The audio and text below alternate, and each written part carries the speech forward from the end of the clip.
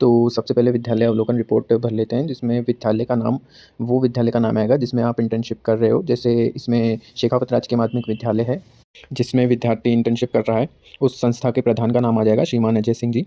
अवलोकनकर्ता के नाम में जो इंटर्नशिप स्टूडेंट कर रहा है उसी का ही नाम आ जाएगा। विश्लेषणात्मक अवलोकन रिपोर्ट में विद्यालय में कार्यरत है स्वीकृत पदों की संख्या, स्थिति में अपने जो प्रधानाध्यापक जी हैं उनकी मतलब कितने प्रधानाध्यापक हैं, उसमें पर्टिकुलरली एक ही होते हैं जो स्वीकृत होते हैं और कार्यरत होते हैं। तो हमने इसमें एक और आरटी में भी एक कर दिया है। आपके विद्यालय में कितने प्रधानाध्यापक हैं, एक हैं या दो हैं, तो आप उनका नंबर संख्या लिख सकते हैं। और इस विद्यालय में अध्यापकों की संख्या 15 है और कार्यरत भी 15 हैं, तो हमने आरटी में भी 15 ही कर दिया है। और सहायक कर्मचारी 2 हैं जो साफ़ सफाई वाले हैं। आपके विद्यालय में कितने सहायक कर्मचारी हैं जो साफ़ सफाई वगैरह और सब कुछ ध्यान करते हैं, तो कितने कर्मचारी हैं उतना आप देख के नंबर काउंट करके लिख देंगे। तो हम आगे चलते हैं। नामांकन सारणी में जैसे किसी कक्षा में कितने लड़के लड़कियां हैं तो उसके लिख के, और जैसे बी बॉयज़ 6 हैं, गर्ल्स 4 हैं और टोटल करके 10 स्टूडेंट्स हैं। वैसे ही अन्य पिछड़ा वर्ग, सामान्य और अल्पसंख्यक वर्ग में कितने बच्चे हैं उस हिसाब से काउंट करके टोटल कर देंगे। और फिर आगे हम 10% के हिसाब से लगाएंगे कि कितने बच्चे क्लास में प्रेजेंट रहते हैं, उस हिसाब से परसेंटेज 10% के हिसाब से। जैसे 8 बच्चे प्रेजेंट रहते हैं तो वो 8% हो जाता है। तो इस तरह से हम सारे बच्चों का कैलकुलेट कर लेंगे कि कौन कैसे रहता है। तो इस तरीके से ये सारणी भी भरी जा सकती है। वैसे आप इस सारणी को भी कॉपी कर सकते हैं, कोई इशू नहीं है। और हम आगे चलते हैं। विद्यार्थियों की पृष्ठभूमि सारणी में हमें ये बताना है कि कितने बच्चों के पेरेंट्स श्रमिक हैं, व्यापारी हैं और नौकरी पेशा हैं और कितने के अन्य में जाते हैं। तो इस तरीके से कैलकुलेट करके हमें उनके अध्यापक जो गार्जियन हैं उनके बारे में मतलब नंबरिंग करनी है। और फिर गत सत्र में विद्यालय से ड्रॉप आउट होने वाले विद्यार्थियों की कक्षावार संख्या, जिसमें हम 0 कर देंगे, जिससे हमें बाकी के जो नीचे के क्वेश्चंस हैं उन पे निल कर देंगे कि ये जो पॉइंट्स हैं 5, 6, 7, 8 ये 4th क्वेश्चन पे ही आधारित हैं। तो हम आगे चलते हैं फिर। विद्यालय भवन की स्थिति सारणी में हमें बताना है कि कक्षा, कक्ष, बरामदा और मतलब स्कूल की सिचुएशन कैसी है। तो हम सब चीज़ें हाँ कर देंगे और अच्छी हैं सारी। और इनमें कोई मतलब आपको अपेक्षित सुधार आपको लगता है कि उसमें कुछ सुधार की ज़रूरत है तो वो आप लिख सकते हैं अपने अनुसार। बाकी अगर इसमें कोई चीज़ नहीं है तो उसमें आप नहीं भी कर सकते हैं। और स्थिति अच्छी है या ख़राब है तो वो आप इसमें लिख सकते हैं। तो आगे चलते हैं फिर। विद्यालय भवन स्वयं विद्यालय का है तो हम उसमें हाँ कर देंगे क्योंकि गवर्नमेंट का तो है ही। खैर, तो हम आगे चलते हैं फिर नेक्स्ट पेज पे। विद्यालय भवन नामांकित विद्यार्थियों की संख्या के अनुसार पर्याप्त है तो हम इसमें हाँ कर देंगे। अगर आपके हिसाब से वो नहीं है तो आप नहीं भर दीजिएगा। क्या विशेष रूप से सक्षम विद्यार्थी हेतु विद्यालय भवन रैंप, रेलिंग मतलब सुविधाएं सारी उपलब्ध हैं, तो आप हाँ हमारे इधर तो हैं, बाकी आप ना कर सकते हैं अगर नहीं है तो। मतलब इसमें हाँ नहीं भरना है। अगर आपके विद्यालय में है तो आप हाँ भरिए और अगर नहीं है तो आप नहीं भरिए, जिसमें आप अवलोकन कर रहे हैं। तो हम सीधे 12वें पॉइंट पे चलते हैं। मतलब स्टूल टेबल वगैरह कैसी व्यवस्था है, तो हमारे इधर सही है। जहाँ स्टूडेंट ने इंटर्नशिप कर रखी है वहाँ सही है तो आप सही भरें। और अगर आपको कोई व्यवस्था सही नहीं लगती है तो आप उसमें नहीं करें। इसमें और कुछ ज़्यादा नहीं है। पानी की व्यवस्था साफ़ सुथरी है या नहीं, इसमें नलकूप नल वगैरह अंदर सभी साफ़ है तो हाँ इसमें आप सही भरिए, अन्यथा नहीं भरिए अपने हिसाब से। मतलब स्कूल की व्यवस्था कैसी है उसको देखते हुए आप या तो हाँ करें या ना करें, या फिर जिसमें टिप्पणी लिखने को कही है अपने हिसाब से उसमें टिप्पणी दे दीजिए कि इसमें ये सुधार की आवश्यकता है। तो चलिए आगे बढ़ते हैं। विद्यालय में साफ़-सफ़ाई व्यवस्था कैसी है, आप इस पे अपनी टिप्पणी दे सकते हैं। जिस विद्यालय में आप इंटर्नशिप कर रहे हैं कि उसमें साफ़-सफ़ाई अच्छी है या थोड़ी उनको सुधार की ज़रूरत है। विद्यालय में मतलब फर्स्ट एड बॉक्स है या नहीं, तो आप हाँ या ना भर सकते हैं। तो हम 18वें पॉइंट में भी जैसे अग्निशामक यंत्र वगैरह होते हैं, मतलब आपदा प्रबंध का उपयोग है या नहीं, तो विद्यालय में को जो यंत्र हैं आपदा प्रबंधन के लिए उनका आप टिप्पणी लिख सकते हैं। 19वें पॉइंट में विद्यालय में शौचालय व्यवस्था, मतलब विद्यालय में आपके जो इंटर्नशिप कर रहे हो उसमें शौचालय व्यवस्था कैसी है, बालक बालिकाओं, महिला शिक्षक और पुरुष शिक्षकों के लिए अगर सुधार करने की ज़रूरत है तो आप उसमें लिखिए। बिजली वगैरह है तो उसमें कर सकते हैं, नहीं अच्छी है या ख़राब है, तो सारणी में यही लिखना है। तो हम आगे चलते हैं। विद्यालय में विद्यालय की वाटिका है या नहीं, अगर है तो उसकी व्यवस्था कैसी है, मतलब स्थिति कैसी है ये लिखना है। तो विद्यालय वाटिका मतलब गार्डन वगैरह कुछ है या नहीं, तो उसकी व्यवस्था अच्छी है कि ख़राब है, उस हिसाब से आप लिख सकते हैं। क्या विद्यालय में माध्यमिक भोजन मतलब लंच होती है, मतलब खाना मिलता है, उसमें व्यवस्था सही है, तो आप उसमें हाँ कर सकते हैं, अन्यथा नहीं करें। तो फिर आगे चलते हैं इससे। यदि लंच अगर होता है तो उसकी व्यवस्था कैसी है, तो अगर अच्छी है तो आप हाँ भरें, और ख़राब है या फिर उसमें सुधार करने की ज़रूरत है तो उस हिसाब से आप लिख सकते हैं। 22वें पॉइंट में है प्रार्थना सभा विद्यार्थियों में शिक्षक और विद्यार्थियों की भागीदारी का मतलब अपने हिसाब से आप लिख सकते हैं कि सुबह प्रार्थना सभा में शिक्षक और विद्यार्थी किस प्रकार से आते हैं, तो उस हिसाब से आप लिख सकते हैं। विद्यालय में उत्सव और पर्व मनाए जाते हैं या नहीं, तो फिर आप उस पे भी लिख सकते हैं कि अगर आपके जिसमें आप इंटर्नशिप कर रहे हो उस विद्यालय में उत्सव और पर्व मनाए जाते हैं या नहीं, तो उस हिसाब से आप लिख देना। 24 पॉइंट में है विद्यालय प्रबंधन समिति की मासिक बैठकें होती हैं या नहीं, आप हाँ कर दीजिए। अगर होती हैं तो हाँ करिए, नहीं होती हैं तो नहीं करिए। और 25वें पॉइंट में अगर कक्षा कक्ष में ब्लैक बोर्ड है तो हाँ करिए, वैसे सभी में ब्लैक बोर्ड होते हैं तो हाँ नहीं पे आप कर सकते हैं। और बाकी में इसके उपयोग के बारे में लिखिए कि कोई समस्या हो उसको समझाया जा सकता है। नेक्स्ट पॉइंट है विद्यालय में पुस्तकालय है? यदि है तो पुस्तकें कितनी हैं? तो इंटर्नशिप कर रहे हो जिस विद्यालय में उसमें पुस्तकें कितनी हैं? तो आप विद्यालय के लाइब्रेरी से पूछ लीजिएगा कि उनकी लाइब्रेरी में कितनी पुस्तकें हैं, तो उस हिसाब से आप नंबरिंग कर दीजिएगा और प्रत्येक महीने कितने पुस्तकें वो बच्चों और शिक्षकों को पढ़ने को देते हैं, तो उसका टोटल करके आप लिख दीजिएगा। क्या सारणी में पुस्तकों की कालांश में व्यवस्था है? तो आप हाँ कर दीजिएगा और नहीं है तो नहीं कर दीजिएगा। अब हम आगे चलते हैं। पुस्तकालय में उपयोग में टिप्पणी पर आप अपनी लाइब्रेरी के जिस विद्यालय में आप इंटर्नशिप कर रहे हो उस लाइब्रेरी के बारे में आप थोड़ा बहुत लिख दीजिएगा। डिस्प्ले बोर्ड है या नहीं? तो है तो हाँ कीजिएगा, नहीं है तो ना कीजिएगा। 28वें पॉइंट में कंप्यूटर के बारे में पूछा है तो हाँ या फिर ना। किस लिए उपयोग होता है उस पर टिप्पणी कर दीजिएगा। 29 पे अगर इंटरनेट व्यवस्था है उस विद्यालय में तो हाँ कीजिएगा, नहीं कर दीजिएगा और थोड़ी सी टिप्पणी कर दीजिएगा किस लिए वो उपयोग होता है। 30वें पॉइंट में है कि खेल सामग्री है तो खेल सामग्री के बारे में आप लिख दीजिए कि ये चीज़ें हैं। मतलब 30वें पॉइंट में कि कितने विद्यार्थियों को छात्रवृत्ति मिली है, यानी कितने स्टूडेंट्स को स्कॉलरशिप मिली है, इसका लाभ मिला है। तो आप रिसेप्शनिस्ट से जाके पूछ लीजिएगा कि कितने बच्चों को स्कॉलरशिप मिली है, उसका आप टोटल करके लिख दीजिएगा। 32वें पॉइंट में क्या छात्रवृत्ति के भुगतान हेतु विद्यार्थियों को बैंक खाता खुलवाना है? तो अगर खाता खुलवाए हैं तो हाँ कीजिएगा, नहीं तो नहीं कीजिएगा।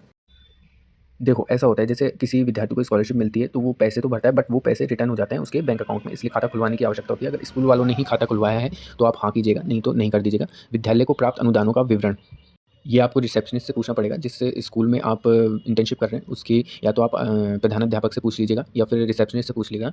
यदि अनुदान नहीं हुआ है तो आप इसको नील छोड़ सकते हैं, मतलब खाली छोड़ दीजिएगा।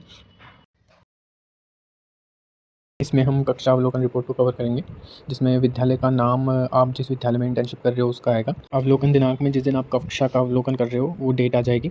शिक्षक का नाम, उस समय जो कक्षा में पढ़ा रहे हैं उनका नाम आ जाएगा। अवलोकनकर्ता का नाम, ये आपका नाम आ जाएगा। कक्षा आप लिख ही दोगे। विषय, जो विषय वहाँ पढ़ाया जा रहा है वो आएगा और प्रकरण जो वहाँ पे टॉपिक है। तो इसमें है पहला क्वेश्चन, क्या शिक्षक समय पर कक्षा में पहुँचा है? अगर वो पहुँचे हैं तो हाँ करिए, नहीं तो ना करिए। और अगर आप नहीं करते हैं तो उसका आपको कारण भी लिखना पड़ेगा कि वो कितने समय लेट आया है और क्यों आया है। क्या शिक्षक की वेशभूषा उपयुक्त थी? तो अगर उपयुक्त थी तो आप हाँ करिए, अन्यथा ना करिए। तीसरा क्वेश्चन है, क्या शिक्षक ने शिक्षण योजना तैयार की है? अगर उन्होंने करी है तो आप हाँ करिए, अन्यथा नहीं पे आप टिक कर सकते हैं। फोर्थ क्वेश्चन है, शिक्षण का प्रारंभ शिक्षक द्वारा किस प्रकार किया गया? तो आप वहाँ पे एनालाइज कर लीजिएगा कि शिक्षक ने किस प्रकार अपना टॉपिक शुरू किया। अगर नहीं किया तो आप में ये लिखा हुआ भी कॉपी कर सकते हैं। पाँचवा क्वेश्चन है, क्या शिक्षक द्वारा अधिगत हेतु उपयुक्त शिक्षण अधिगत सामग्री का उपयोग किया गया? यदि हाँ तो उल्लेख कीजिए। मतलब वहाँ पे जो पढ़ाने के लिए सामग्री रखी हुई है, चित्र वगैरह, डस्टर वगैरह, तो वो किस प्रकार उपयोग किया गया, तो आप वो एनालाइज करके लिख सकते हैं। किस प्रकार शिक्षक ने अपने टॉपिक की समझाइश की है। सिक्स्थ क्वेश्चन है, कक्षा शिक्षक अधिगत प्रक्रिया गतिविधि आधारित थी? तो आप इसमें हाँ कर दीजिए। सेवेंथ क्वेश्चन है, शिक्षण अधिगत प्रक्रिया में विद्यार्थियों द्वारा कहाँ कहाँ कठिनाइयों का सामना करना पड़ा, उनको अनुभव हुआ? तो आप इसको एनालाइज कर सकते हैं कि बच्चे किस टॉपिक से मतलब ज़्यादा क्वेश्चन पूछ रहे हैं और किस प्रकार उनको समझाया गया, तो वो आप एनालाइज करके आगे लिख सकते हैं। बाकी इसको भी कॉपी कर सकते हैं, कोई दिक्कत नहीं है। अब आगे चलते हैं।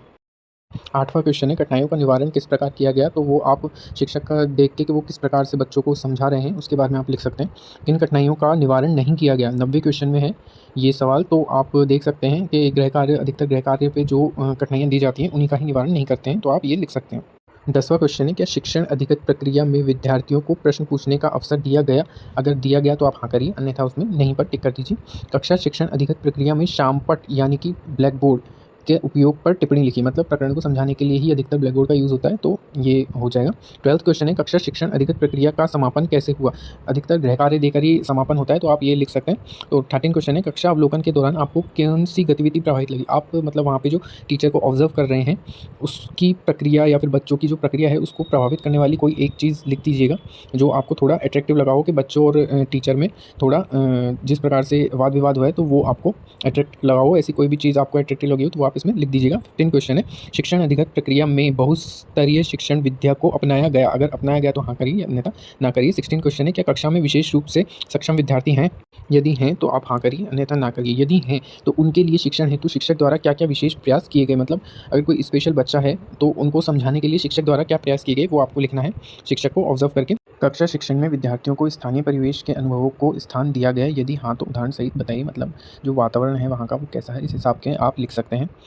18 है, विधाल एवं गणित किट का उपयोग किया गया? यदि उन्होंने किया तो आप हाँ करिए, अन्यथा ना करिए। आज हम बात करेंगे विद्यालय की अवलोकन रिपोर्ट के बारे में, जिसमें अवलोकित विद्यालय का नाम, जिसमें आप इंटर्नशिप कर रहे हो उसका नाम आ जाएगा, अवलोकन दिनांक उस दिन की तारीख आ जाएगी और अवलोकनकर्ता का नाम जो आप हैं। इसमें पहला क्वेश्चन है कि क्या विद्यालय का प्रारंभ निर्धारित समय पर हुआ? तो आप इसमें हाँ कर दीजिए, अन्यथा ना कर दीजिए। अगर नहीं करेंगे तो आपको इसका कारण देना पड़ेगा, जो नीचे टिप्पणी देनी पड़ेगी छोटी-सी। सेकंड क्वेश्चन है, विद्यालय में प्रवेश करते समय क्या विद्यार्थी प्रसन्नचित्त नज़र आ रहे थे? अगर प्रसन्नचित्त नज़र आ रहे थे तो आप हाँ करिए, अन्यथा ना करिए। यदि नहीं आ रहे थे तो आप उसको एक टिप्पणी लिखनी पड़ेगी। और तीसरा क्वेश्चन है, प्रार्थना सभा का आयोजन किस प्रकार किया गया? तो आप प्रार्थना सभा को ऑब्ज़र्व करके वहाँ की सिचुएशन को लिख सकते हैं कि किस प्रकार से उसका आयोजन किया गया। बाकी आप इसको भी कॉपी कर सकते हैं, कोई दिक्कत नहीं है। चलिए हम आगे बढ़ते हैं। फोर्थ क्वेश्चन है, क्या प्रार्थना सभा में प्रधानाध्यापक, अध्यापक एवं सभी विद्यार्थी सम्मिलित थे? तो अगर सम्मिलित थे तो आप हाँ करिए, अन्यथा ना करिए। पांचवा क्वेश्चन है, क्या विद्यालय में सभी कक्षाओं में शिक्षण कार्य सुचारू रूप से हो रहे थे? अगर हो रहे थे तो आप हाँ करिए, अन्यथा ना करिए। सिक्स्थ क्वेश्चन है, अनुपस्थित शिक्षकों के स्थान पर शिक्षण हेतु क्या वैकल्पिक व्यवस्था की गई थी? तो अब जहाँ पे शिक्षक एब्सेंट हैं वहाँ पे ऑब्जर्व करके आप देख सकते हैं कि कौन से शिक्षक को दिया गया है उस दिन उस क्लास को, या फिर क्या एक्टिविटीज़ हो रही हैं उस क्लास में। सातवां क्वेश्चन है, क्या विद्यालय में सह शैक्षिक गतिविधियों का आयोजन किया गया? यदि हाँ तो किस प्रकार की गतिविधियों का आयोजन किया गया? अगर आप हाँ करते हैं तो आपको छोटी-सी टिप्पणी लिखनी पड़ेगी, अगर आप नहीं करते हैं तो आपको कुछ नहीं लिखना पड़ेगा। तो मेरे हिसाब से तो आपको नहीं करना चाहिए, वैसे इसमें हाँ कर दिया है और छोटी-सी टिप्पणी दे दी है। आयोजित गतिविधियों में क्या-क्या सुधार किया गया है? अगर आप नहीं करेंगे तो आपको ये भी नहीं लिखना पड़ेगा। अगर हाँ करते हैं तो आपको ये लिखना पड़ेगा कि जो गतिविधियाँ हुई उनमें कोई चीटिंग वगैरह हुई या फिर कोई सुधार हुए कि नहीं हुए, तो वो आपको छोटी-सी टिप्पणी इसकी देनी पड़ेगी। तो आठवां क्वेश्चन है, विद्यार्थियों के जो माध्यमिक भोजन होता है मतलब लंच होता है उसकी व्यवस्था पर छोटी-सी टिप्पणी देनी है। तो आप कुछ भी ऑब्ज़र्व करके मतलब लंच में कुछ भी ऑब्ज़र्व करके कि बच्चों को कैसे खाना दिया जा रहा है उस पर छोटी-सी आप टिप्पणी दे सकते हैं। यहाँ पे 9वां क्वेश्चन है, क्या सभी विद्यार्थी विद्यालय में पूरे समय रहे? अगर सारे विद्यार्थी पूरे समय रहे तो आप हाँ करिए, अन्यथा ना करिए। अगर नहीं रहते हैं तो उस पर आपको छोटी-सी टिप्पणी देनी पड़ेगी। 10वां क्वेश्चन है, क्या विद्यालय समय पश्चात विद्यार्थियाँ घर जाते समय प्रसन्न थे? यदि हाँ तो आप हाँ भरिए, अगर वो प्रसन्न नहीं थे तो आप ना भरिए। करेंगे विद्यार्थियों के समूह से बातचीत के बारे में, और इसमें विद्यालय का नाम जिसमें आप इंटर्नशिप कर रहे हैं वो आ जाएगा, और दिनांक जिस दिन आप बच्चों से बात कर रहे हैं उस दिन की तारीख आ जाएगी। विद्यार्थियों की संख्या एवं कक्षा, मतलब जिस कक्षा में आप विद्यार्थियों से बात करने गए वो कक्षा कौन-सी है और उसमें बच्चे कितने हैं, और विद्यार्थियों के शिक्षक का नाम, तो मतलब उस कक्षा में जो पढ़ा रहे हैं उनका नाम आ जाएगा।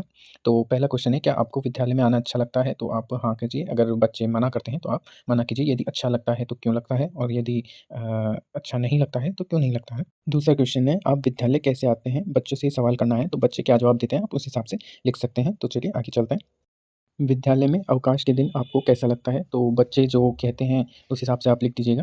यहाँ पे चौथा क्वेश्चन है, आपको सबसे अच्छा शिक्षक कौन-सा लगता है? तो बच्चे जिन सर का नाम लें वो सर का नाम आप लिख दीजिएगा इसमें। पाँचवाँ क्वेश्चन है, क्या आपकी विद्यालय की पोशाक में आना पसंद है? अगर बच्चे हाँ करते हैं तो हाँ लिखिएगा, नहीं करते हैं तो कारण सहित लिख दीजिएगा। यहाँ पे छठा क्वेश्चन है, आपको कौन-कौन सी पुस्तकें पढ़ना अच्छा लगता है? तो बच्चे जिन पुस्तकों का नाम बताते हैं आप वो पुस्तकें लिख सकते हैं। आपको कौन-कौन से खेल अच्छे लगते हैं? तो बच्चे जिन खेलों के नाम बताएँ वो आप यहाँ पे लिख सकते हैं। आठवाँ क्वेश्चन है, क्या आपके अभिभावक, माता-पिता, अन्य रिश्तेदार शराब, बीड़ी या अन्य मतलब गलत चीज़ों का सेवन करते हैं? अगर हाँ तो आप हाँ कीजिएगा, नहीं तो आप नहीं कीजिएगा। और 90वाँ क्वेश्चन है, आपके घर में कितने सदस्य पढ़े लिखे हैं और कितने सदस्य पढ़े लिखे नहीं हैं? तो बच्चे जिस तरीके से जवाब दें उस हिसाब से जवाब इसमें लिख दीजिएगा। पढ़े लिखे नहीं होने का क्या कारण है? तो ये भी बच्चे ही बता देंगे आपको। तो 10वाँ क्वेश्चन है, आपके अनुसार आपके विद्यालय में और क्या-क्या सुविधाएँ होनी चाहिए? तो विद्यालय में बच्चों के अनुसार जो वो बताएँ, मतलब उनके एक्सपीरियंस से वो जो बताएँगे वो आप लिख दीजिएगा। इसमें हम बात करेंगे संस्थान प्रधान के क्रियाकलापों का अवलोकन। इसमें संस्था प्रधान का नाम जो आपकी संस्था में जिसमें आप इंटर्नशिप कर रहे हो उसके प्रिंसिपल का नाम आ जाएगा। ये यहाँ पे थोड़ी-सी मिस्टेक हो गई है तो उसको इग्नोर कीजिएगा। अवलोकन दिनांक जो जिस दिन आप अवलोकन कर रहे हैं उस दिन का, और संस्थान प्रधान की शैक्षिक एवं प्रशैक्षिक योग्यता, जो आपके संस्था प्रधान की योग्यता है वो आप लिख दीजिएगा यहाँ पे, और अवलोकनकर्ता का नाम जो मतलब आप अगर जो अवलोकन कर रहे हैं उनका नाम आ जाएगा इधर। और संस्था प्रधान कौन-कौन सी कक्षाओं में शिक्षण देते हैं, जो वहाँ के प्रिंसिपल हैं जिसमें आप इंटर्नशिप कर रहे हो वो कौन-कौन सी क्लास लेते हैं, तो उनमें आप क्लास लिख दीजिएगा।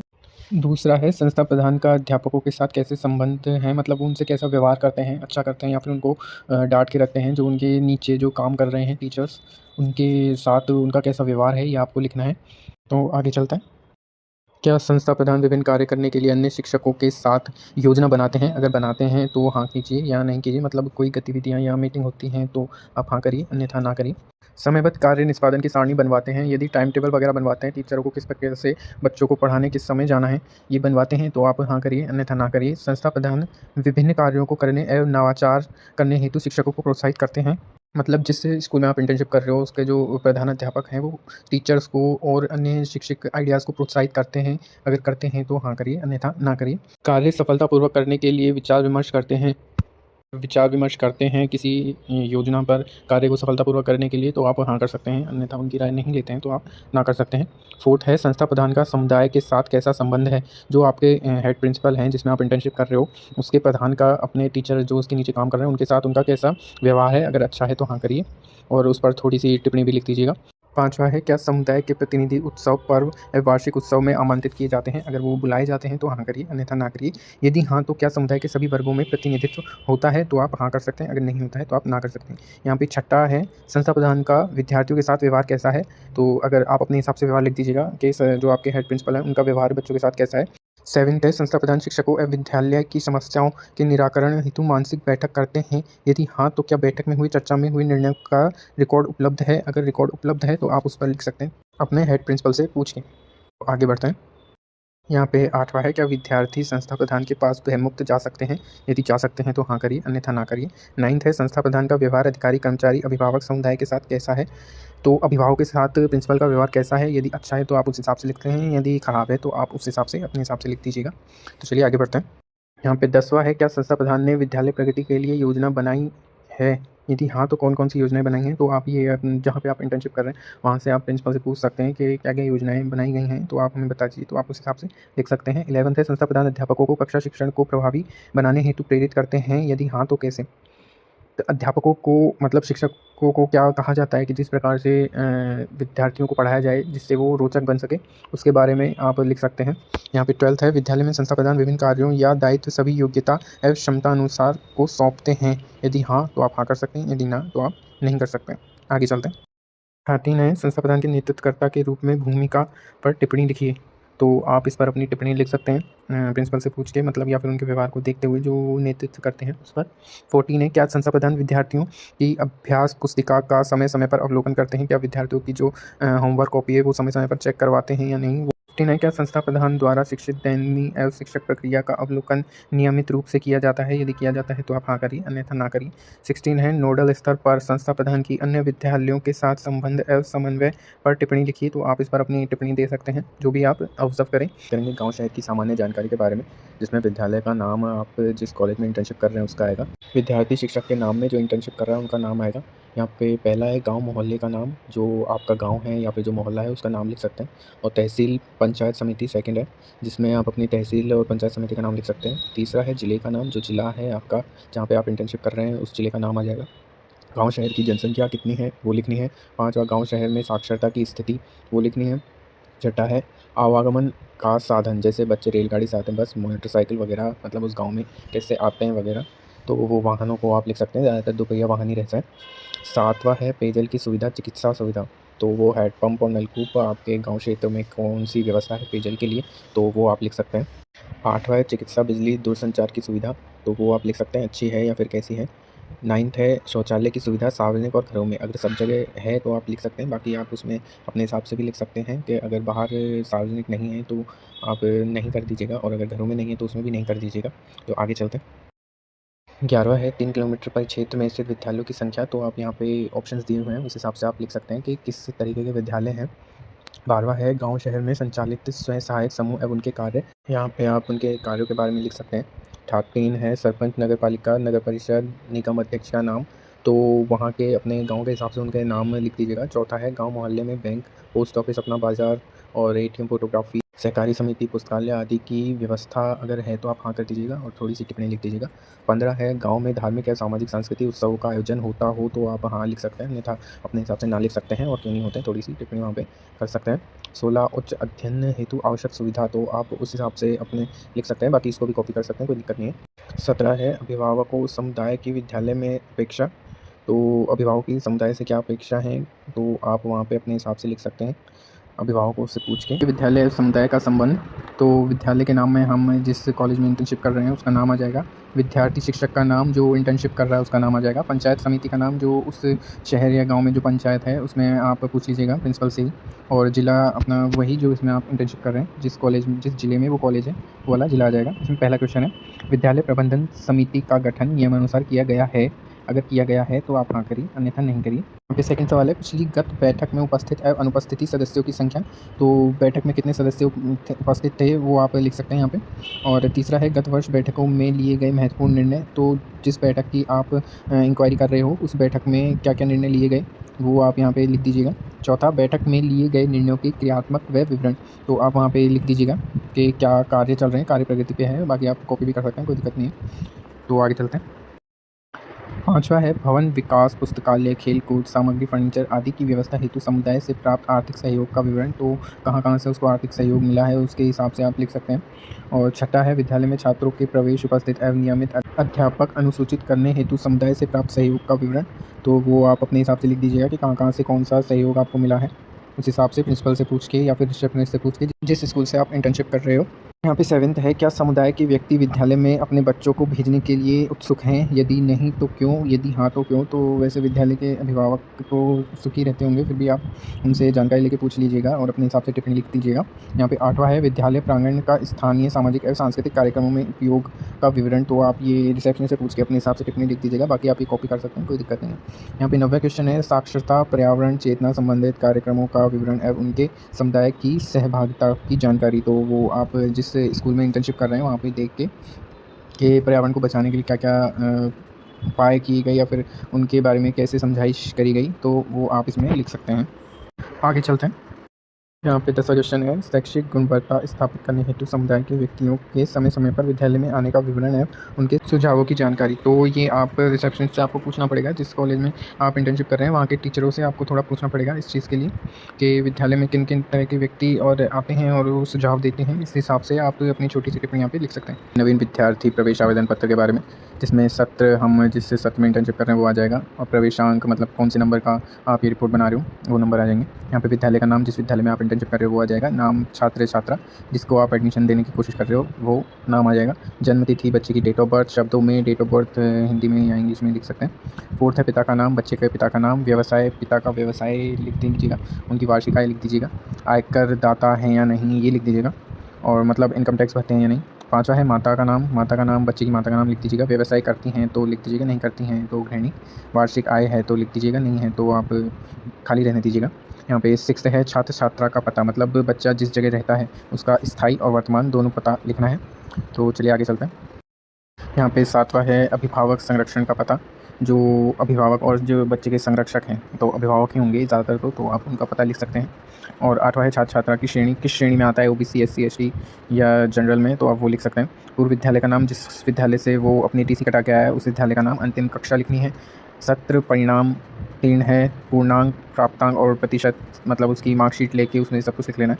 और 9th है, कक्षा जिसमें प्रवेश करना चाहता है या चाहती है, तो छात्र छात्रा की मतलब क्लास लिखनी है जहाँ पे वो प्रवेश लेना चाहता है, जिस स्कूल में आप इंटर्नशिप कर रहे हो। तो यहाँ पे द्वितीय भाग और ऐच्छिक को खाली छोड़ दीजिएगा, कोई मतलब नहीं है। वैसे अगर आप रिसेप्शनिस्ट से पूछ लीजिएगा कि इसमें क्या करना है तो वो बता देंगे आपको।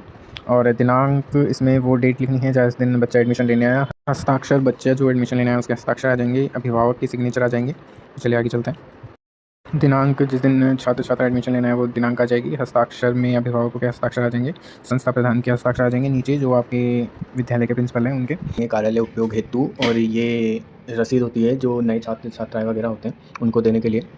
तो इसमें प्रवेश दिनांक, जिस दिन छात्र ने एडमिशन लिया उस दिन की डेट आ जाएगी, स्कॉलर का नाम आ जाएगा, छात्र कितना शुल्क दिया है उसने वो आ जाएगी, फिर रसीद संख्या और बुक नंबर उस पर लिखी रहती है। दिनांक वही आएगी जिस दिन वो आने वाला है, तो और राजकीय कोष जो उसने उस टाइम पेमेंट करी, रसीद संख्या जो अगली रसीद थी वो, और बुक नंबर संख्या वही। और दिनांक में वो वाली तारीख आएगी जिस दिन बच्चा एडमिशन लेगा, मतलब स्कूल में आएगा पढ़ने के लिए, और हस्ताक्षर जांचकर्ता के आ जाएंगे, हस्ताक्षर प्राप्तकर्ता के आ जाएंगे। तो आगे चलते हैं। छात्र छात्रा का नाम आ जाएगा, पुत्र और पुत्री यहाँ पे अभिभावक का नाम आ जाएगा, कक्षा कौन सी में एडमिशन लेना चाहता है, वर्ग कौन सी है, अगर 10 से ऊपर क्लास है तो उसमें वर्ग लिखना पड़ेगा, और संस्था प्रधान के यहाँ पे सिग्नेचर आएगा। टीसी फॉर्म, स्कॉलर रजिस्टर के लिए, स्थानांतरण प्रमाण पत्र और स्कॉलर रजिस्टर, इसमें प्रवेश रजिस्टर संख्या अपनी जिस दिन एडमिशन लिया उस दिन का नंबर आ जाएगा, छात्र रजिस्टर संख्या वही नंबर आ जाएगा, और डेट ऑफ एडमिशन, जिस दिन छात्र ने एडमिशन लिया वो डेट आ जाएगी, डेट ऑफ रिमूवल, छोड़ने का दिनांक, यानी कि जिस दिन छात्र स्कूल को डिसकंटिन्यू कर रहा है यानी कि टीसी ले रहा है उस दिन की तारीख आ जाएगी। केस ऑफ रिमूवल, यानी छोड़ने के कारण में आप कोई भी कारण दे सकते हैं जो बच्चे से रिलेटेड हो, और यहाँ पे नाम, छात्र का नाम, पिता का नाम और धर्म कौन सा है वो आ जाएगा, और सेकंड कॉलम में आ जाएगा स्कूल में प्रवेश के दिन आयु, बच्चे की आयु कितनी थी, मंथ और ईयर वो आ जाएगा। तीसरे कॉलम में पिता व संरक्षक का नाम जो है वो और व्यवसाय क्या करते हैं पिता वो आ जाएगा। चौथे में है उस स्कूल का नाम जिससे इस स्कूल में प्रवेश होने से पहले छात्र पढ़ा हो, मतलब पुराने वाले स्कूल का नाम आ जाएगा। यहाँ पे कितने दिन तक पढ़ा वो आ जाएगा। विवाह अगर हुआ हो तो वो लिखना है। आगे चलता है। जन्म दिनांक यानी डेट ऑफ बर्थ यहाँ पे अंकों में लिख सकते हैं, शब्दों में फिर लिख देंगे। और फिर इसमें प्रवेश व उत्तीर्ण कक्षा वगैरह दिनांक उस दिन की लिख देंगे। इस स्कूल में कक्षा पास करने के दिनांक वो लिख देंगे। परसेंटेज वगैरह और कितनी कौन सी क्लास में किया वो लिख देंगे। इसका वर्ग कौन सा है, विज्ञान हो तो वो लिख देंगे, नहीं और कोई सब्जेक्ट हो तो वो हम लिख सकते हैं यहाँ पे। छात्र प्रवेश पंजिका के बारे में जिसमें छात्र रजिस्टर संख्या में क्रम संख्या यहाँ जाएंगी।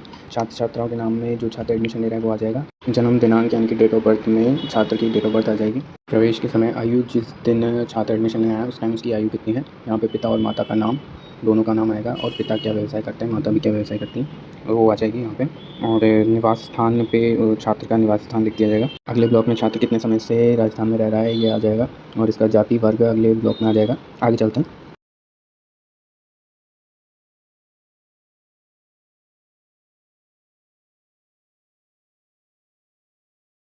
में विद्यालय का नाम आएगा जिसमें वो पहले पढ़ा हुआ है। प्रमाण पत्र संख्या आप छात्र से ले सकते हैं। भर्ती और उत्तीर्ण होने का दिनांक, इसमें पुराने स्कूल में जिस कक्षा में वो भर्ती हुआ था वहाँ से लेके और उत्तीर्ण जिस कक्षा में वो टीसी लेके आया है आपके स्कूल में जिसमें आप इंटर्नशिप कर रहे हो उसका ईयर और क्लास आ जाएगी। अगले को आप नेल छोड़ देगा, कोई दिक्कत नहीं है। नेक्स्ट ब्लॉक में कारण, पुराने स्कूल छोड़ने का कारण लिखना है और इसमें दिनांक किस दिन ने उसको टीसी मिली वो अगले ब्लॉक को आप खाली छोड़ सकते हैं। और नेक्स्ट में शुल्क कितने रुपये शुल्क दिए एंट्री लेने के लिए उसका शुल्क आ जाएगा और अगले पॉइंट को भी आप खाली छोड़ सकते हैं।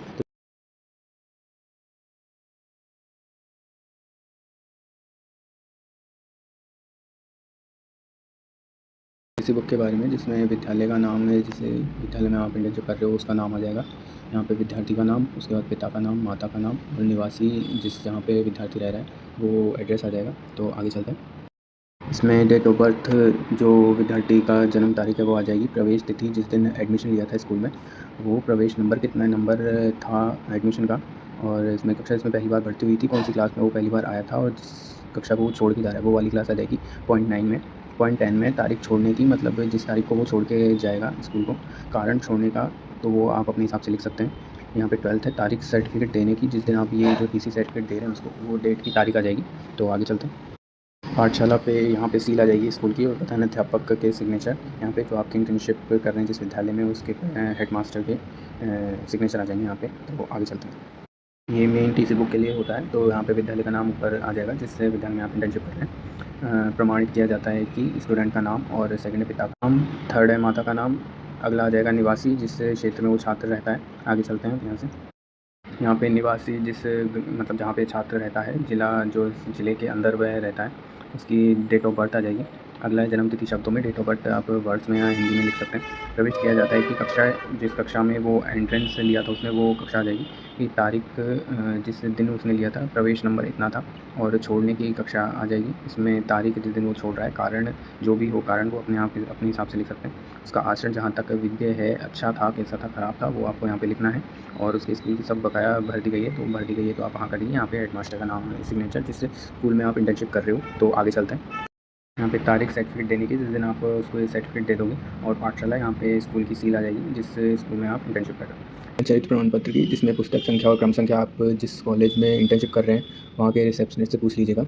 विद्यालय का नाम, जिस कॉलेज में आप इंटर्नशिप कर रहे हैं वो आ जाएगा। और यहाँ पे विद्यार्थी का नाम प्रमाणित किया जाता है कि नाम, यहाँ पे विद्यार्थी का नाम आ जाएगा। छात्र रजिस्ट्रेशन संख्या आप ये भी रिसेप्शन से पूछ लीजिएगा जिस कॉलेज में आप इंटर्नशिप कर रहे हैं। यहाँ पे पिता का नाम, छात्र के पिता का नाम, और फिर माता का नाम पे छात्र की माता का नाम, उसका निवास स्थान कहाँ पे है, उसकी जन्म तारीख आप लिख सकते हैं।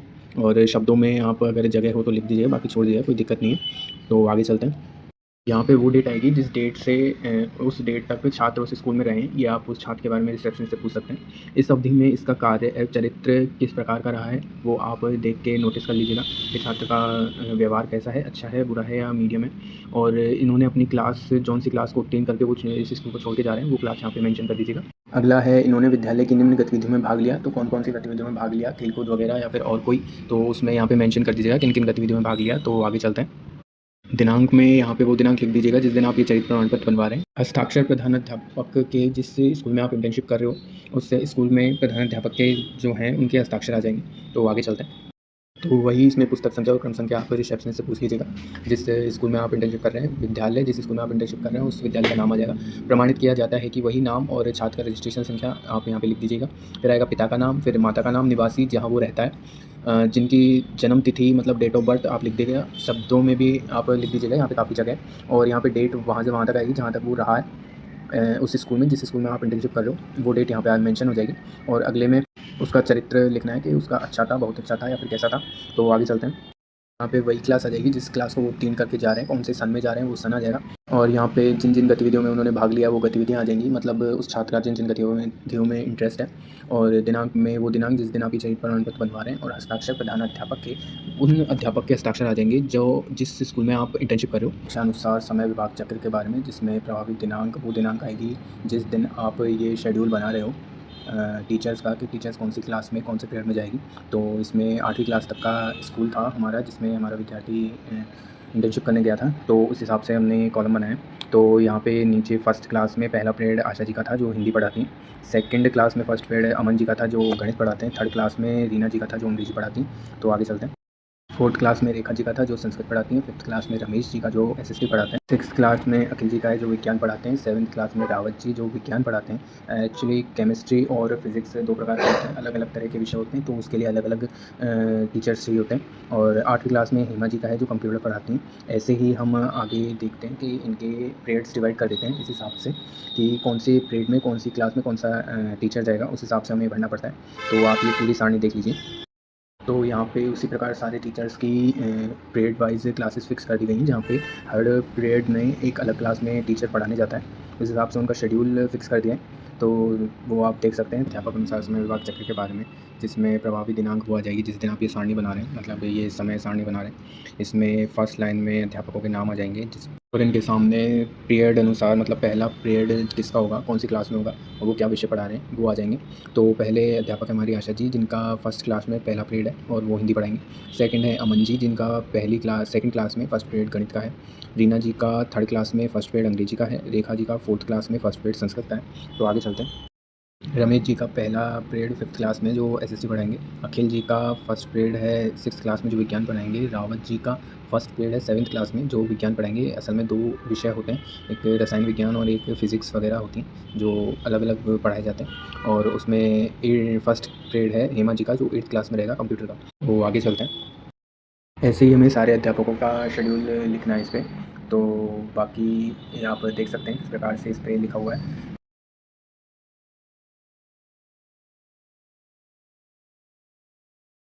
टीचर्स अटेंडेंस रजिस्टर के बारे में, जिसमें संस्था का नाम व पता आ जाएगा। तो फिलहाल यहाँ पे जगह केवल संस्था के नाम की थी। तो जिस स्कूल में आप इंटर्नशिप कर रहे हैं वो संस्था का नाम आप इधर लिख सकते हैं। यहाँ पर पहले ब्लॉक में सीरियल नंबर आ जाएगा और नाम व पिता का नाम की कोई ज़रूरत नहीं है, आप टीचर्स के ही नाम लिख सकते हैं। थर्ड ब्लॉक में पद, टीचर्स का क्या पद है, जैसे आशा जी का अध्यापक जी हैं वो हिंदी के टीचर्स हैं। इसमें उनकी क्या योग्यता है, मतलब इस स्पेसिफिक सब्जेक्ट में उनके पास क्या है, तो उन्होंने एमए कर रखा है। और यहाँ पे हम उनकी प्रेजेंट और एब्सेंट वो कंटिन्यूसली आ रही हैं या फिर नहीं आ रही हैं, उस हिसाब से उनकी सुबह और दिन की प्रेजेंट और एब्सेंस लगा सकते हैं। वो आ रहे हैं तो प्रेजेंस लगाइए और नहीं आ रहे हैं तो एब्सेंस लगाइए। और रविवार की छुट्टी है। तो चलिए आगे चलते हैं। इसी प्रकार से अमन जी जो अध्यापक है गणित के, रीना जी जो अध्यापक हैं अंग्रेजी के, रेखा जी अध्यापक हैं संस्कृत की, रमेश जी अध्यापक हैं एसएसटी के, यहाँ पे अखिल जी अध्यापक हैं विज्ञान के, और रावत जी अध्यापक हैं वो भी विज्ञान के, हेमा जी हैं कंप्यूटर की, और हेमलता जी हैं रिसेप्शनिस्ट इस स्कूल में जिन्होंने एमए कर रखा है। तो चलिए आगे चलते हैं। फॉर द मंथ ऑफ में डेट आ जाएगी जिस मंथ की आप बना रहे हैं और जिस दिन बना रहे हैं। इसमें टीचर्स की प्रेजेंस और एब्सेंस कंटिन्यूस रहेगी। इससे आगे के पार्ट में जो अवकाश के लिए हैं ये आप रिसेप्शनिस्ट से पूछ सकते हैं, जिससे स्कूल में आप इंटर्नशिप कर रहे हो वहाँ के रिसेप्शनिस्ट से आप ये सब पूछ सकते हैं, वो आपको यहाँ पे फिल करवा देंगे। तो यहाँ पे 31वां दिन है जो खाली छोड़ रखा है मैंने, क्योंकि सितंबर का मंथ 30 दिन का ही होता है। तो चलिए आगे चलते हैं। इसी प्रकार से हमको ये पूरी सारणी को तैयार करना है। तो आप देख लीजिए, अवकाश की जगह अवकाश लिख दिया जाएगा और यहाँ पे प्रेजेंस और एब्सेंस से टीचर्स की लगा दी जाएंगी। और फिर यहाँ पे चेकर के सिग्नेचर और हेड ऑफ डिपार्टमेंट के सिग्नेचर आ जाएंगे। लोकल फ़ंड कैश बुक के बारे में, जिसमें फॉर द मंथ ऑफ, जिस मंथ में आप ये बुक मतलब ये रिसिप्ट बना रहे हैं वो मंथ आ जाएगा। और इसमें हम दिनांक वो दिनांक लिख देंगे जिस दिन आप ये रिसिप्ट बना रहे हैं। तो किससे प्राप्त हुई, जिससे आपको ये वेतन प्राप्त हुआ है उसका नाम आ जाएगा। और किस मत से प्राप्त हुई, मतलब किस वजह के लिए प्राप्त हुई, इसके लिए आ जाएगा। और कितना मिला, आय योग, और फिर बैंक की डाक खाता, मतलब किस वे से मिला, या तो डाक खाते से मिला या फिर ऑनलाइन किसी ट्रांजेक्शन से मिला। सेकंड इनकम हमारी 27 को उसी दिन हुई, और 6 को रसीद से हुई जिसमें हमने बच्चों से पैसे लिए थे 10-10 रुपये। उस हिसाब से 1000 रुपये बैठे छात्र शुल्क प्राप्त हुआ। ये आप अपने रिसेप्शनिस्ट से पूछ सकते हैं, बाकी आप इसको भी कॉपी कर सकते हैं। तो चलिए आगे चलते हैं। यहाँ पे कितना वेतन मिला, आय योग और महायोग आ जाएगा, जिसमें हज़ार हमने उनसे लिया था छात्रों से 10-10 रुपये, जिससे 100 रसीद कटी गई थी, और 5000 हमें डीपीओ से मिला था। बाकी टोटल इतना हो गया था। तो चलिए आगे चलते हैं। यहाँ पे व्यय में दिनांक आ जाएगी 30/9/2024, और यहाँ पे स्टेशनरी वगैरह के लिए हमने पेमेंट किया, और ये पेमेंट वगैरह आप अपने रिसेप्शनिस्ट से पूछ सकते हैं कि कितना व्यय आया और कितना आप पेमेंट करते हैं। अगर नहीं बताते हैं वो लोग तो आप इसको भी कॉपी कर सकते हैं। तो चलिए आगे चलते हैं। यहाँ पे कितना किसको पेमेंट किया गया वो लिखना है, और व्यय योग कितना हुआ वो लिखना है। अंतिम महायोग वगैरह जितने भी आपने पे किए या फिर कितने भी ट्रांजेक्शन हुए वो उसका टोटल आ जाएगा।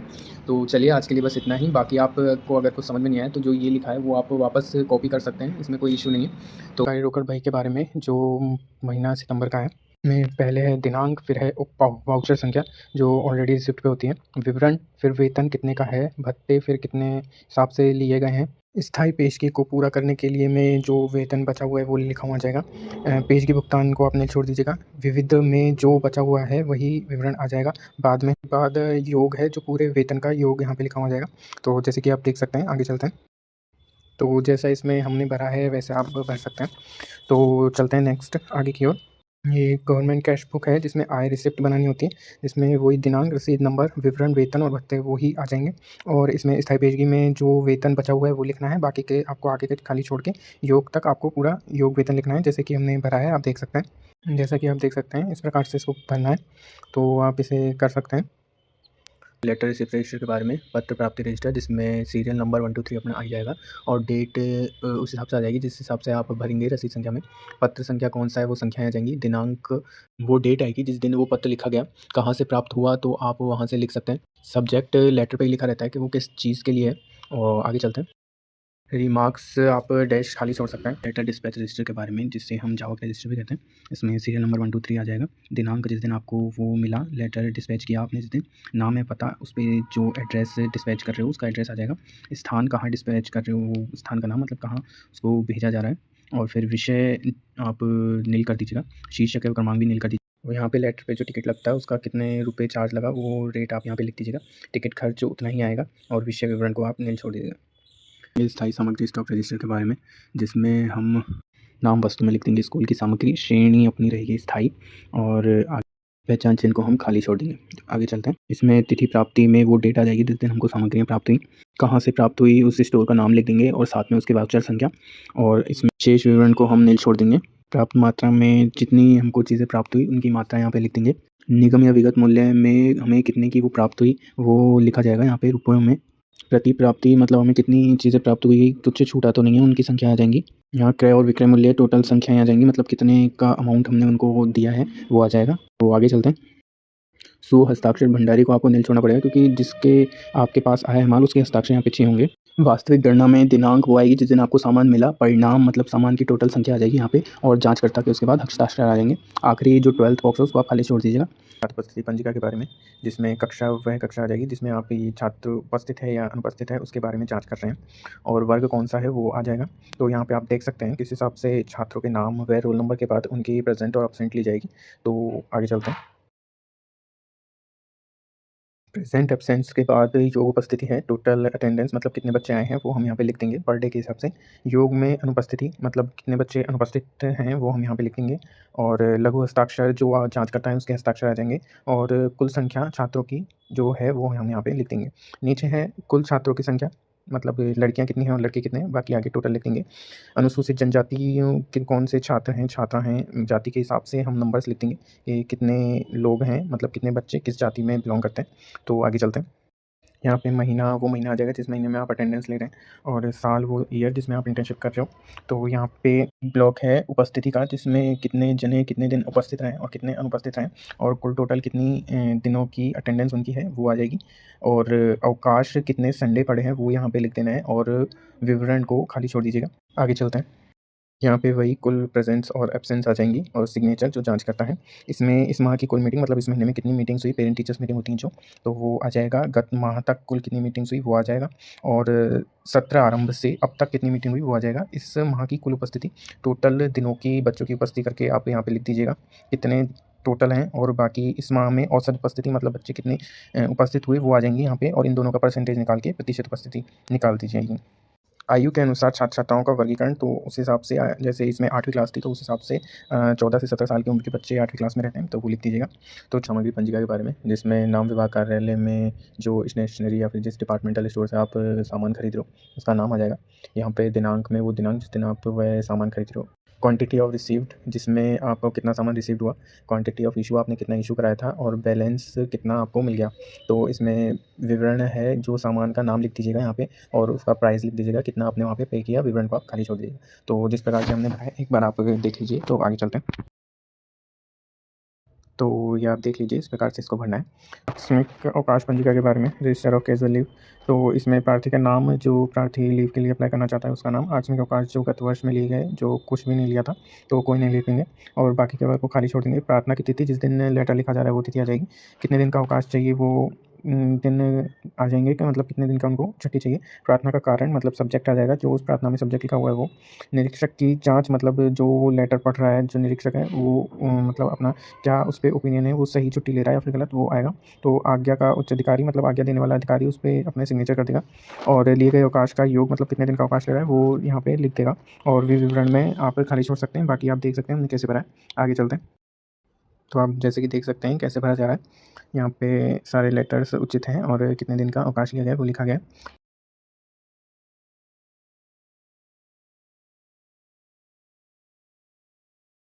बुक इशू रजिस्टर के बारे में, पुस्तक अवसाद पंजिका, तो इसमें सत्र, जिस सत्र में आप इंटर्नशिप कर रहे हो वो आ जाएगी। तो आगे चलते हैं। यहाँ पे सीरियल नंबर में 1, 2, 3, 4 क्रमांक आई जाएंगे। दिनांक, जिस दिन आप बुक इशू करवा रहे हैं। परिवहन क्रमांक आप खाली छोड़ देना, कोई ज़रूरी नहीं है।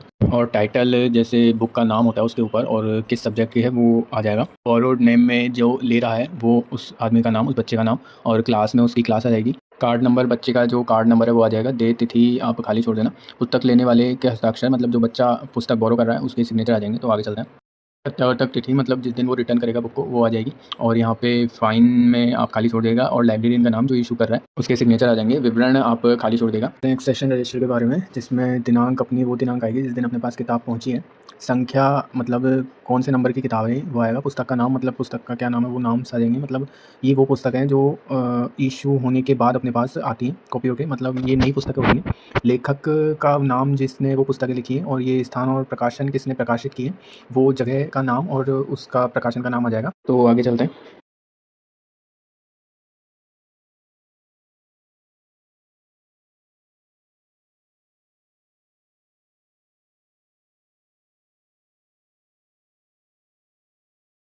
इसको हम परिग्रहण पंजिका भी कहते हैं। तो इसमें अपना बीजक संख्या, दिनांक, मतलब वाउचर नंबर आता है इन पुस्तकों पे, वो लिखना पड़ेगा और जिस दिन आई हैं वो डेट आई जाएगी। और प्राप्ति स्थल, मतलब किस चीज़ के थ्रू हमको प्राप्त हुई है, स्कूल में आई है ये, वो आ जाएगा। मूल्य किताब का क्या है वो आ जाएगा। श्रेणी, मतलब कौन से क्लास के लिए ये पर्टिकुलर, जिस क्लास के लिए बुक है उस क्लास का नाम आ जाएगा। कॉपीज़ प्राप्ति, मतलब कितनी कॉपी आई हैं इस किताब की वो आ जाएगा। खंड आप खाली छोड़ दीजिए। डेट ऑफ विड्रॉल, जिस तारीख को हमारे पास ये किताब आई, मतलब स्कूल में जो इस तारीख को ये किताब आई है वो आ जाएगा। विवरण हम खाली छोड़ देंगे। आगे चलते हैं।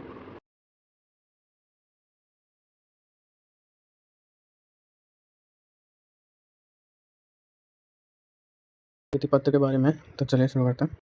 इसमें सत्र है 2023-24। यहाँ पे छात्र रजिस्टर संख्या यानी कि उसका रोल नंबर आ जाएगा। छात्र छात्रा का नाम जो भी है वो आ जाएगा। कक्षा कौन सी कक्षा में पढ़ता है, जन्म तिथि, उसका डेट ऑफ बर्थ, पिता का नाम, उसके पिता का नाम यहाँ पे आप लिख देंगे। तो आगे चलते हैं। यहाँ पे माता का नाम आ जाएगा और संरक्षक का नाम, जो है उनके पिताजी या फिर माताजी हो तो माताजी का नाम आ जाएगा।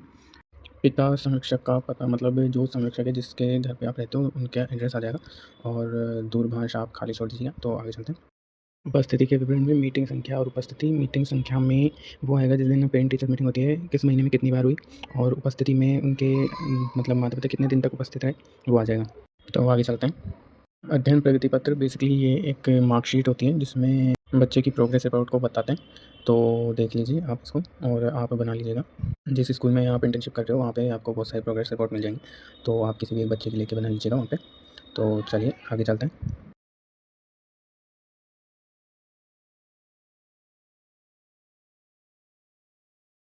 परीक्षा परिणाम रिपोर्ट्स के बारे में जो 6th और 7th वर्ग की है, तो आप ये देख सकते हैं कि ये कैसे फिलअप करनी है यहाँ से यहाँ तक।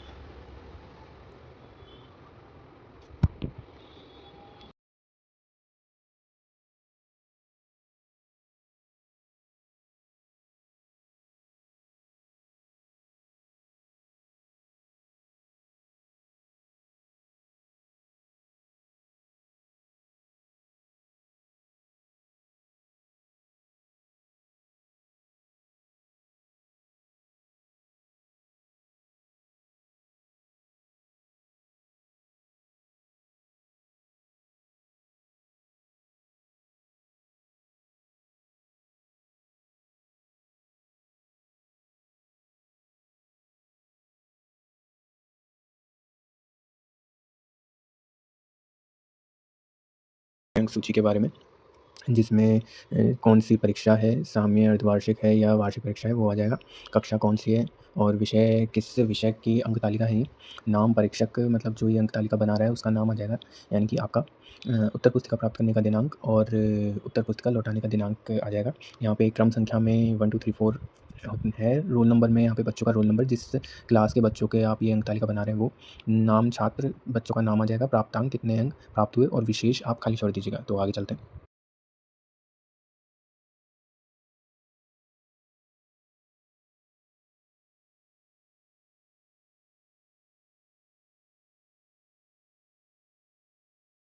यहाँ पे कक्षा में छात्रों की कुल संख्या मतलब कितने छात्र हैं इस क्लास में वो आ जाएगा। कक्षा में सम्मिलित छात्रों की संख्या तो सेम ही आएगी। उत्तीर्ण छात्रों की संख्या, कितने पास हुए एग्ज़ाम में वो संख्या आ जाएगी। अनुत्तीर्ण कितने फेल हुए वो संख्या आ जाएगी। और परीक्षा फल प्रतिशत मतलब इन सब का पूरा टोटल करके इनका क्लास का परसेंट में निकालना है कि पूरे क्लास की कितनी परसेंट आई है।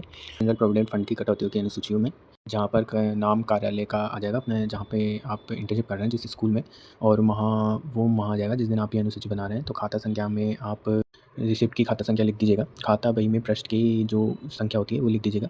रिसिप्ट में जिसका नाम है वो लिख दीजिएगा। वेतन चंदा कितना पैसा उन्होंने दिया है वो लिख दीजिएगा।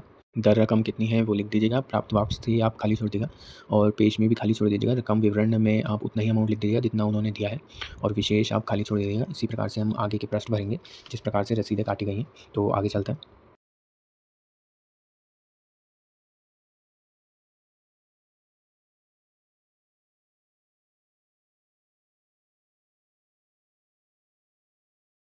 अंत में उस दिन की दिनांक लिख दीजिएगा जिस दिन आप ये इशू कर रहे हैं और हस्ताक्षर प्रिंसिपल के आ जाएंगे जिस स्कूल में आप इंटर्नशिप कर रहे हैं इस स्कूल के।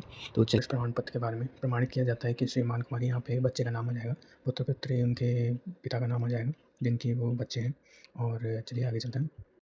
यहाँ पे क्रम संख्या में नॉर्मल संख्या आ जाएंगी। बीजक संख्या में जो रिसिप्ट आप काट रहे हो उसकी संख्या आ जाएगी। दिनांक जिस दिन की आपने रिसिप्ट काटी है, औषधि जौन सी औषधि आप उनको रिकमेंड कर रहे हो और कितने की है वो उसके पैसे आ जाएंगे। तो आगे चलते हैं। प्रमाणित किया जाता है कि रोगी इस डेट से इस डेट तक, मतलब वो डेट लिख देंगे जिस डेट से और जिस डेट तक आपके अंडर औषधि ले रहा था। और प्रमाणित किया जाता है कि रोगी का नाम आ जाएगा यहाँ पे। अगले में पंजीकृत संख्या, जो पंजीकृत संख्या रिसिप्ट की पहली रसीद है आपकी वो संख्या आ जाएगी। दिनांक जिस दिन दिखाया था वो डेट आ जाएगी और यहाँ पे औषधि दाता के सिग्नेचर आ जाएंगे। ये प्रार्थना पत्र के बारे में, जिसमें पहला नंबर है राजकीय कर्मचारी का नाम, पद तथा विभाग बड़े अक्षरों में, मतलब जो राजकीय कर्मचारी है उनका नाम आ जाएगा जो आपके स्कूल में है। वास्तविक निवास स्थान में पता, उनका वास्तविक निवास और स्थान और पता आ जाएगा सेकंड नंबर पे। तीसरे में उनका कितना वेतन मिलता है वो आ जाएगा। चौथा, रोगी के रोग ग्रसित होने का स्थान, मतलब जहाँ पे विद्यार्थी ग्रसित हुआ है रोग से, वो वैसे रोगी कोई भी हो सकता है, विद्यार्थी भी हो सकते हैं, टीचर्स भी हो सकते हैं, तो वो स्थान कौन सा है तो वो आप लिख दीजिएगा। पाँचवा है रोगी का नाम तथा उसके राज्य कर्मचारी से संबंध। बच्चों की आयु लिखना आवश्यक है, मतलब जो विद्यार्थी बीमार है वो राज्य कर्मचारी से उसके संबंध कैसे अच्छे हैं या बेकार है वो लिखना पड़ेगा। और छठे में है राज्य कर्मचारी के लिए नियुक्त अधिकृत चिकित्सा, मतलब द्वारा बताई गई औषधि राशि का निवास स्थान, मतलब वो जो औषधि बताया है वो कहाँ से लिया है, मतलब वो लिखना है, या तो स्कूल से प्रोवाइड करी गई है या फिर उसके आसपास के मेडिकल से। तो आगे चलते हैं। तो यहाँ पे सारणी में क्रम संख्या 1 2 और कैश मेमो की संख्या के दिनांक, मतलब मेमो की संख्या जो मेमो में संख्या लिखी है वो, और उसकी दिनांक कब बनाई गई थी। दुकान का नाम, कहाँ से दवाइयाँ परचेज़ करी गई हैं वो उस दुकान का नाम आ जाएगा, उस मेडिकल का। दवाई का नाम, कौन सी दवाई दी गई थी वो दवाई का नाम आ जाएगा। कितने रुपए की थी वो आ जाएगा। नियमों के अंतर्गत अन्य कोई राशि मतलब ली है तो हाँ करिए, अन्यथा नहीं करिए। कुल राशियों का योग, मतलब कितने की दवाई है कुल टोटल, वो टोटल यहाँ पे आ जाएगा। तो आगे चलते हैं। तेलंगाना प्राप्त की संख्या जो पत्र पर संख्या है वो संख्या आ जाएगी दिनांक उस दिन की जिस दिन जाँच किया था और जो कर्मचारी हैं उनके यहाँ पे सिग्नेचर आ जाएँगे। सामान्य परीक्षात्मक विवरण के बारे में तो इसमें कम संख्या में वो संख्या आ जाएगी जिस स्कूल में आप इंटर्नशिप कर रहे हो, उस स्कूल में इस बच्चे ने कितने नंबर पे एडमिशन लिया था वो इसकी क्रम संख्या होगी और नाम बच्चे का नाम आ जाएगा, आयु कितनी है उसकी, लिंग क्या है, पिता का नाम जो है वो आप लिख दीजिएगा, पिता का व्यवसाय, पिता क्या करते हैं वो आ जाएगा। कुल मासिक आय पिता की कितनी है वो यहाँ पे आ जाएगी। अस्थायी निवासी स्थान मतलब जहाँ पे किराए वगैरह पे अगर वो रहते हैं तो वो स्थान आ जाएगा। तो आगे चलते हैं। स्थायी निवास स्थान में वो स्थान आ जाएगा जहाँ पे ये लोग पर्टिकुलर रहते हैं मतलब बच्चे और उसकी फैमिली जहाँ पे रहती है पर्टिकुलरली वो स्थान आ जाएगा। समस्या का पूर्ण विवरण मतलब बच्चे को क्या परेशानी है वो यहाँ पे आ जाएगा। समस्या की जानकारी देने वाले का नाम मतलब जिसने ये समस्या बताई, टीचर्स हुआ या फिर किसी दूसरे विद्यार्थी हैं उनका नाम व या फिर और पता आ जाएगा। और इसमें सामान्य परिचयात्मक विवरण में जन्म संबंधित जो जानकारी है उसमें जन्म स्थान कहाँ पे जन्म लिया बच्चे ने, जन्म के समय माता पिता का स्वास्थ्य अच्छा था या बेकार था वो लिख सकते हैं। जन्म के समय बालक का स्वास्थ्य मतलब बालक बालिका जो भी है उसका स्वास्थ्य कैसा था वो लिख देंगे। तो आगे चलते हैं। जन्म के समय हुई किसी प्रकार की कठिनाई वगैरह हुई तो आप वो लिख दीजिएगा, अन्यथा नहीं है तो मना कर दीजिएगा। बालक काल में हुई बीमारियों का विवरण मतलब बचपन में जो बीमारी हुई थी वो उसके बारे में अगर कुछ लिखना चाहें मतलब जो बीमारी हुई वो लिख दीजिएगा। और आगे चलते हैं। विकास संबंधित जानकारी में बालक ने माँ का दूध पिया था, अगर पिया था तो वो बच्चा बता देगा आपको। बैठने की आयु बच्चा कितने माह से बैठने लग गया था, खड़े होने की आयु वो भी आप लिख दीजिएगा उससे पूछ के। चलने की आयु बच्चे से पूछ के लिख दीजिएगा। बोलना प्रारंभ करने की आयु वो नॉर्मली 3 साल तक बोलने लग जाता है बच्चा। बालक काल में बोलने की कठिनाई का विवरण मतलब बोलने में कोई कठिनाई होती थी तो यहाँ लिख दीजिएगा वरना मना कर दीजिएगा। तो आगे चलते हैं। वर्तमान में बालक का स्वास्थ्य कैसा है तो वो आप लिख दीजिएगा। बच्चे की पारिवारिक विवरण के बारे में इसमें पिता या अभिभावक का नाम, उनके पिता का नाम आ जाएगा। अभिभावक की आयु आ जाएगी, अभिभावक का व्यवसाय क्या करते हैं, अभिभावक की उसके व्यवसाय के प्रति अभिवृत्ति वो बता दीजिएगा कि अभिभावक कितने निपुणता से काम करते हैं, अभिभावक का स्वास्थ्य सही रहता है या खराब रहता है, अभिभावक के स्वास्थ्य का वर्णन तो वो आप लिख सकते हैं। अभिभावक की बालक की आशाएँ मतलब बालक से क्या अपेक्षाएँ हैं उनके अभिभावक की वो यहाँ पे लिखना है। तो आगे चलते हैं। यहाँ पे माता का नाम आ जाएगा और माता की आयु कितनी है, माता का स्वास्थ्य बता दीजिएगा किस हिसाब से स्वास्थ्य चल रहा है, माता का स्वभाव कैसा है वो लिख सकते हैं। माता की बालक के प्रति अभिवृत्ति मतलब क्या इच्छाएँ हैं, माता के बालक के से आशाएँ क्या-क्या उम्मीदें हैं लगा रखी हैं बालक से, माता के परिवार के अन्य सदस्यों से संबंध अच्छे हैं या ऐसे ही हैं तो वो आप लिख सकते हैं। तो आगे चल सकते हैं। बालक से भाई-बहन कितने हैं तो वो यहाँ पे लिख दीजिएगा कितने भाई-बहन हैं। बालक का क्रमांक इसको खाली छोड़ दीजिएगा। परिवार के अन्य सदस्यों के नाम और आयु अब उनका बालक से संबंध तो वो थोड़ा-सा ऊपर चलता है। परिवार के अन्य सदस्यों के नाम, आयु और उनका बालक से संबंध तो वो आप लिख दीजिएगा बालक से पूछ के या फिर उनके फैमिली मेंबर से पूछ के। तो आगे चलते हैं। क्या बालक से उसके माता-पिता स्नेह करते हैं? करते हैं तो हाँ लिखिए, अन्यथा ना लिखिए। क्या वे बालक को सदैव प्रोत्साहन देते हैं? हाँ लिखिए, अन्यथा ना लिखिए। क्या बालक की सामान्य आवश्यकताओं की पूर्ति करते हैं? अगर करते हैं तो हाँ लिखिए, अन्यथा ना लिखिए। क्या वे बालक की उसकी इच्छानुसार कार्य करने, खेलने की सुविधा देते हैं? हाँ लिखिए, अन्यथा ना लिखिए। अगर करते हैं तो, नहीं करते हैं तो। क्या वे बालक की उसकी रुचि की वस्तु लाकर देते हैं? अगर लाकर देते हैं तो हाँ लिखिए, अन्यथा नहीं।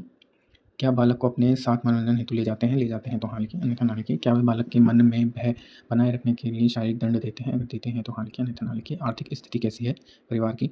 परिवार की कुल मासिक आय कितनी है वो लिखनी है, मतलब कितना कमाते हैं, आय का स्रोत क्या है?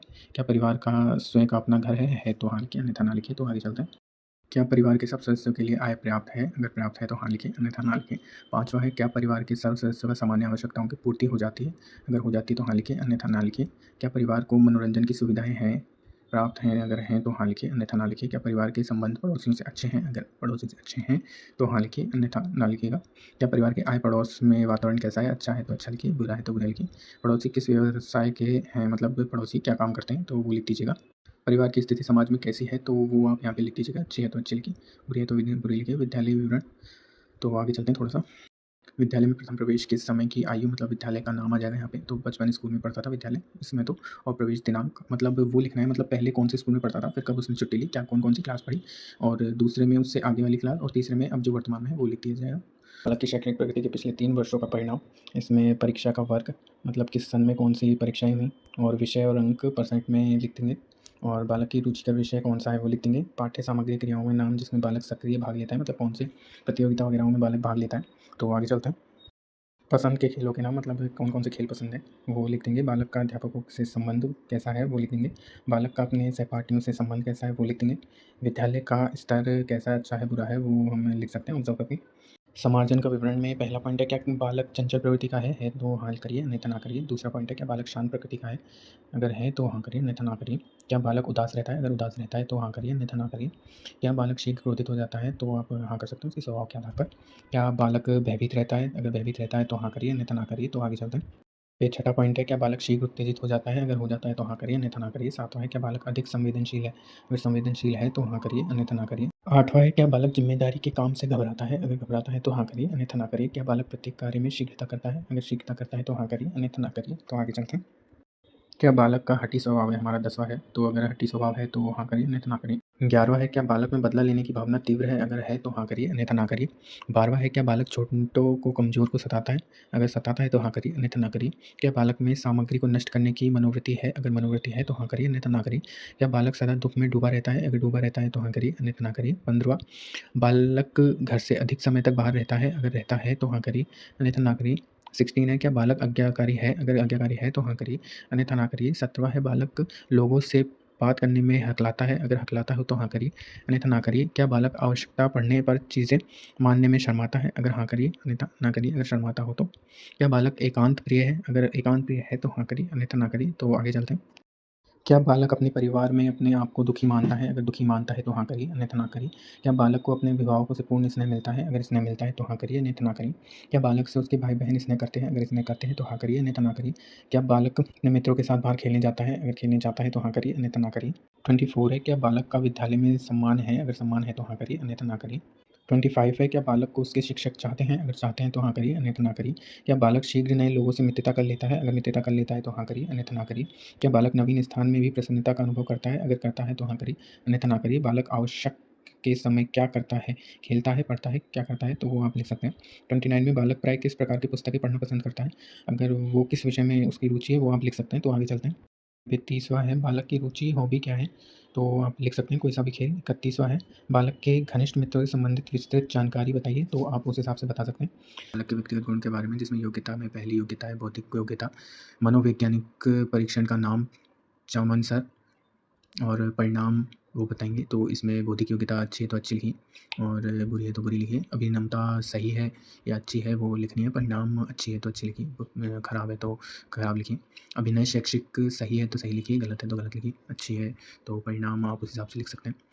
अभिरुचि, व्यक्ति और समायोजनता, मतलब कैसे हैं, सही हैं तो आप सही लिखेंगे, गलत है तो गलत लिखेंगे। अच्छी है, कैसी है, बुरी है, वैसे आप उस हिसाब से जिस प्रकार से आप ऑब्ज़र्व करेंगे उस हिसाब से आप लिख दीजिएगा। तो आगे चलते हैं। क्या बालक अधिक चंचल है? अगर चंचल है तो हाँ करिए, अन्यथा ना करिए। क्या बालक में कौतूहल की भावना है? अगर है तो हाँ करिए, अन्यथा ना करिए। क्या बालक में रचनात्मक प्रवृत्ति है? अगर रचनात्मक प्रवृत्ति है तो हाँ करिए, अन्यथा ना करिए। क्या बालक व्यक्ति संबंधित दोषों का वर्णन, अगर सही है तो सही करिए, अन्यथा ना करिए। बालक में अपने प्रति दृष्टिकोण का वर्णन करिए। अगर वो अपने प्रति दृष्टिकोण सही रखता है तो आप सही है लिख सकते हैं। बालक अपनी समस्याओं का मुख्य कारण क्या मानता है? तो किसको मानता है अपनी समस्याओं का कारण? तो उस हिसाब से आप लिख सकते हैं। बालक की कौन सी इच्छाएँ पूरी नहीं होती हैं? तो आप बालक से पूछ के पता कर सकते हैं कि उसकी कौन सी इच्छाएँ पूरी नहीं होती हैं। बालक की अपनी भावी जीवन में क्या योजनाएँ हैं? तो उस हिसाब से आप लिख सकते हैं। तो आगे चलते हैं। बालक की समस्या के प्रति अन्य व्यक्तियों का अभिमत, तो यहाँ पे पहला है पिता का अभिमत, उस हिसाब से आप लिख सकते हैं समस्या पर। माता का अभिमत लिख दीजिएगा, उनसे पूछ के। अध्यापक का अभिमत लिख दीजिएगा, मित्रों का अभिमत लिख दीजिएगा, पड़ोसियों का अभिमत लिख दीजिएगा, सह संबंधियों का अभिमत लिख दीजिएगा। तो आज के लिए बस इतना ही, बाकी मिलते हैं हम नेक्स्ट वीडियो में, तब तक के लिए धन्यवाद।